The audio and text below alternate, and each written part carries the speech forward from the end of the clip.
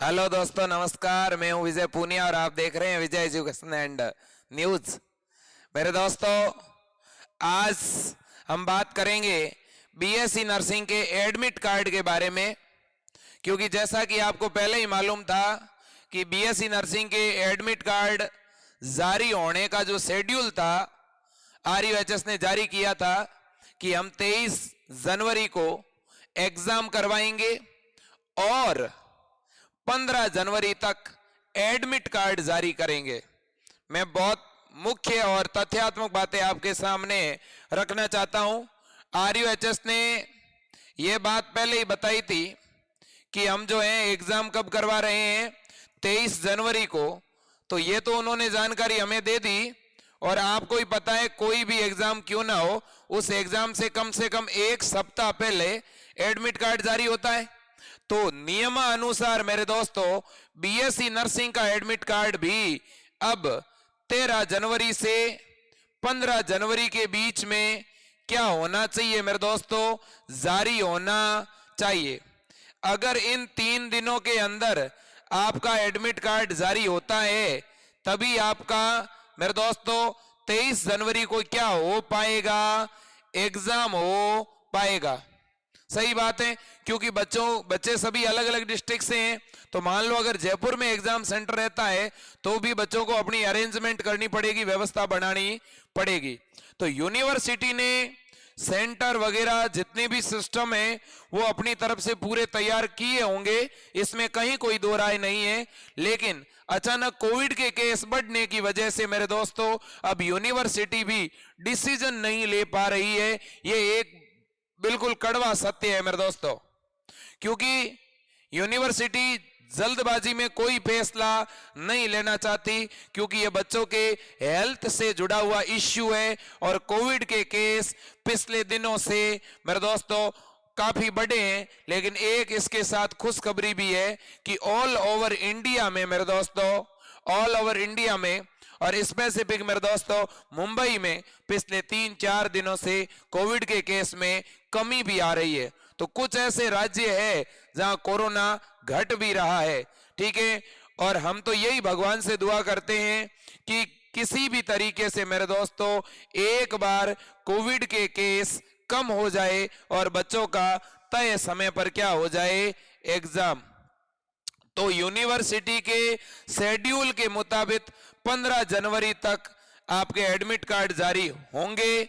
अब मेरे दोस्तों, यदि 15 जनवरी तक आपके एडमिट कार्ड जारी नहीं होते हैं तो आप ये देख लेना कि 15 जनवरी या 16 जनवरी के आसपास यूनिवर्सिटी बहुत बड़ा अपडेट दे सकती है एग्जाम को लेकर के।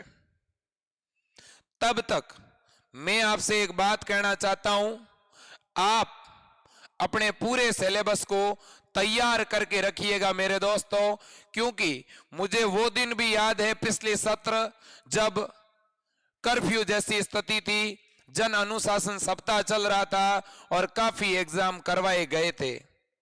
आपको याद होगा पिछले मेरे दोस्तों जब कोविड आया था अप्रैल के अंदर, करीब करीब जो है 16 अप्रैल के आसपास, मार्च के आसपास जो है लॉकडाउन जैसी परिस्थितियां बनी थी, लेकिन बावजूद उसके एग्जाम हुए थे, ठीक है ना। तो इसलिए आप अपनी तरफ से पूरी कमर कस के बैठिएगा और अपने दिमाग में ये सोच लीजिएगा कि मेरे 15 जनवरी को एडमिट कार्ड डाउनलोड होना शुरू हो जाएंगे, ठीक है ना। और हम ये खुश खबर सुनना चाहते हैं कि भाई हमारे एडमिट कार्ड आगामी 2-3 दिनों में जारी हो जाए। इसके अलावा मैं आपसे यह भी कहना चाहता हूं मेरे दोस्तों कि सत्र 2022-23 के लिए भी अब जो है एम्स पर ईयर फरवरी में, यानी फरवरी में मेरे दोस्तों बीएससी नर्सिंग के फॉर्म जारी करती है, ठीक है। तो उसको लेकर के भी आगे आने वाले दिनों में बहुत बड़ा अपडेट आएगा। और मार्च के अंदर 3 मार्च को 10वीं और 12वीं की राजस्थान में बोर्ड परीक्षाएं भी है, उसका भी शेड्यूल मेरे दोस्तों आज जारी हो चुका है। तो कहीं ना कहीं समस्त शिक्षा विभाग, जितने भी डिपार्टमेंट शिक्षा से जुड़े हुए हैं, वो अपने आगे के शेड्यूल जारी कर रहे हैं। उसको देखकर ऐसा लग रहा है कि आपका भी एग्जाम तय वक्त पर हो जाएगा, ठीक है। अब इसके अलावा मैं आपसे 2-3 बातें और शेयर करना चाहता हूं जो आपके लिए बहुत ज्यादा जरूरी है, और सबसे ज्यादा जरूरी है मेरे दोस्तों, वैक्सीन। हाँ, यह बात सही है कि अगर आपका एग्जाम अभी 23 जनवरी को होता है तो मेरे दोस्तों वैक्सीन की अनिवार्यता इतनी ज्यादा तो नहीं होगी, लेकिन आप अपने हेल्थ को ध्यान में रखते हुए वैक्सीन जरूर लगवाएं, क्योंकि 15 साल से लेकर के 17 साल तक के बच्चों की बड़ी पैमाने पर वैक्सीनेशन हो रहा है, और आप तो सभी 17 साल से ऊपर हैं। इसलिए मैं आप सभी से जो है मेरे दोस्तों अनुरोध करूंगा, चाहे कैसे भी करके आपके लिए अपनी एक वैक्सीन की डोज अरेंज करवा लें, क्योंकि वैक्सीन लगी हुई होगी तो इसमें आपकी सेफ्टी, आपके परिवार की सेफ्टी है, तो इसलिए आप वैक्सीन जरूर लगवाएं।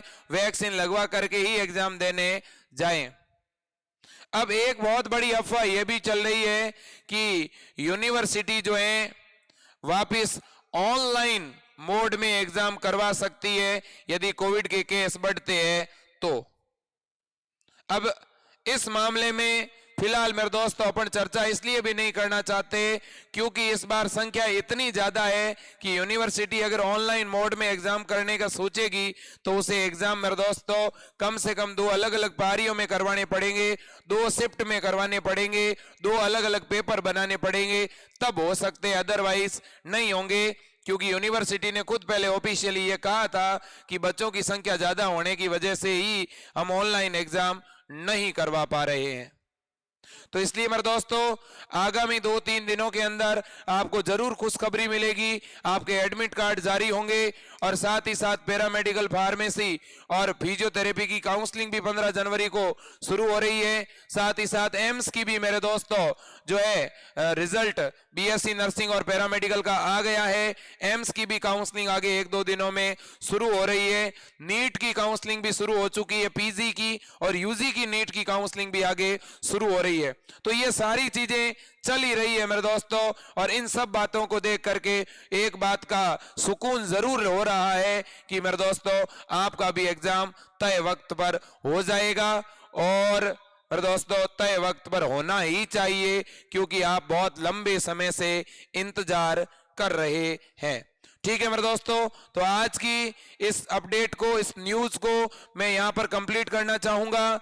इसलिए आप सभी बच्चे अपने डॉक्यूमेंट्स, अपने आधार कार्ड या और भी जो एग्जाम देने के लिए जरूरी है उन्हें तैयार जरूर रखें मेरे दोस्तों, क्योंकि इस बार ये कोविड बहुत लंबा चलने वाला नहीं है।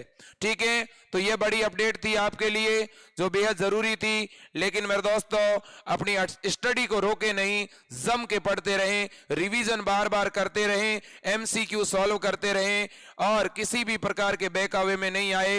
ये तो सोचे ही नहीं कि आपकी एग्जाम की डेट बढ़ जाएगी। समझे मेरी बात को? आपको ये सोचना ही नहीं, अपने जहन में नहीं लाना।